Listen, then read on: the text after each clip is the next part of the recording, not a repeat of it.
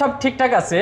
আর হচ্ছে যে সেলসের একটা আছে সূত্র, যেটা হচ্ছে যে আপনার আপনার সেলস সার্ভিসটা কেমন হবে এটার পুরো আসলে সেলস ডিপেন্ডস করে। জি। আপনি একটা প্রোডাক্ট সেলস করার পরে যদি আপনার সেলস সার্ভিস ভালো না হয়, আপনার ওই কাস্টমার ফিডব্যাক ভালো না হয়, আপনি যদি ভালো আপনি কিন্তু আমাকে আরেকটা কাস্টমার দিবেন না অবশ্যই, যে ভাই ওদের ফিডব্যাক ভালো, ওদের কাছ থেকে এটা নেওয়া যাবে এটা না। আপনার এটা না, যে কোনো সেলসেই এটা গুরুত্বপূর্ণ যে জায়গাতেই।